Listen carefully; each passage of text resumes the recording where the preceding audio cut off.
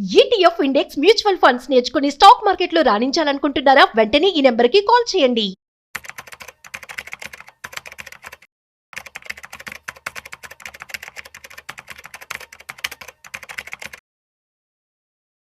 నమస్తే, నేను జీవి సత్యనారాయణ.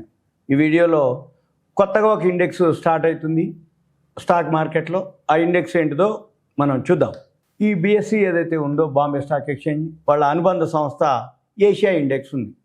ఈ బిఎస్సి అనుబంధ సంస్థ ఏదైతే ఏషియా ఇండెక్స్ ఉందో, వాళ్ళు బిఎస్సి ఇన్సూరెన్స్ పేరిట ఒక కొత్త ఇండెక్స్ని స్టార్ట్ చేయడం జరిగింది.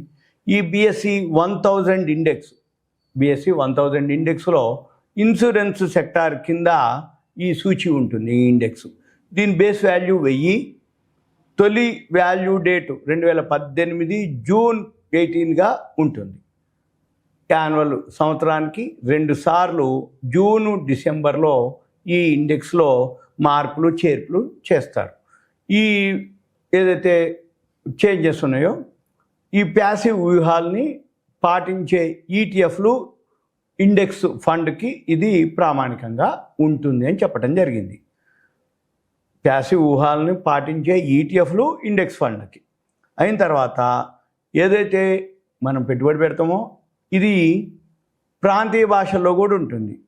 ఎప్పుడైతే పెట్టుబడులపై ఇన్వెస్టర్లకి అవగాహన పెంచడానికి సిడిఎస్ఎల్ వాళ్ళు investor protection fund, CDSL IPF investor protection fund, దీన్ని భారతీయ భాషల్లో ఆన్లైన్ ప్లాట్ఫామ్ ప్రారంభించడం జరిగింది.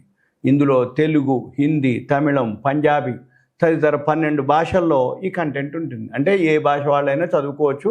అలా కాకపోయినా ఇంగ్లీష్లో ఉన్నా కానీ ఎవరైతే ఓపెన్ చేస్తారో ఆ ఓపెన్ చేసినప్పుడు ఇంగ్లీష్లో మ్యాటర్ ఉంటే రైట్ సైడు కార్నర్లో 3 చుక్కలు ఉంటాయి. ఆ 3 డాట్స్, ఆ చుక్కల్ని కనుక క్లిక్ చేస్తే కింద ట్రాన్స్లేట్ అని ఒక వర్డ్ ఉంటుంది. ట్రాన్స్లేట్ అని క్లిక్ చేస్తే అక్కడ మనకు కావాల్సిన లాంగ్వేజ్కి చూస్ లాంగ్వేజ్ అని అడుగుతుంది. అక్కడ మనం ఏ లాంగ్వేజ్ కావాలి అనుకుంటే ఆ లాంగ్వేజ్లోకి మనం మార్చుకోవచ్చు. తెలుగు కూడా కావాలనుకుంటే తెలుగు వాళ్ళు తెలుగులో మార్చుకోవచ్చు. తెలుగు భాషలో ఉండటం వేరు, తెలుగులోకి మార్చుకొని చదువుకోవటం వేరు.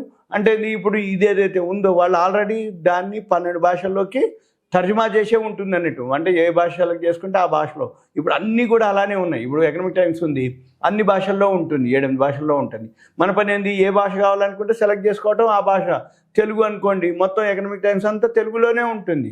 అక్కడ ఏవైతే న్యూస్ ఉన్నాయో ఆ కంపెనీకి సంబంధించి కానీ ప్రతిదీ ఏదైతే ఇన్ఫర్మేషన్ ఉందో లాంగ్వేజ్ ప్రాబ్లం లేకుండా మాతృభాషలోనే మనం చదవటం, మాతృభాషలోనే చూడటం, మాతృభాషలోనే మనకు అబ్జర్వ్ చేయటం. అయితే ఎవరైతే ఫస్ట్ టైం అంటే బిగినర్స్ ఉంటారో వాళ్ళందరూ కూడా నేర్చుకోవాలి, ఫస్ట్ అవగాహన కల్పించుకోవాలి. ఈ అవగాహన కలగాలి అంటే మాతృభాషలో కనుక ఏవైతే ఉంటాయో అవన్నీ ఏవైతే ఫీచర్స్ అంటే ప్రతిదీ కూడా ఏ వెబ్సైట్లో కూడా ఇంగ్లీష్లో ఉంటుంది ఎక్కువ శాతం.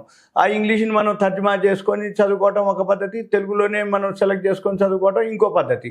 అంటే అప్పుడు ఏమవుతుంది, తొందరగా అర్థమవుతుంది, తొందరగా మనకి అవగాహనలోకి రావడానికి జరుగుతుంది. అయితే ఫస్ట్ టైం ఎవరైతే ఇన్వెస్ట్ చేస్తారో వాళ్ళందరూ అంటే గ్రామీణ ప్రాంతాల్లో కానీ పట్టణ ప్రాంతాల్లో కానీ ఎవరైతే రాబోయే అంటే ఇన్వెస్టర్లు ఎవరైతే ఉండో వాళ్ళందరికీ ఈ వెబ్సైట్ ఉపయోగకరంగా ఉంటుందని cdslipf.com అని క్లిక్ చేస్తే ఇదంతా కూడా కంటెంట్ అంతా కూడా మనము చదవచ్చు, ఫ్రీగా ఉంటుంది అనేది దీని యొక్క సెక్రటేరియట్ సుధీష్ పిల్లే తెలపడం జరిగింది.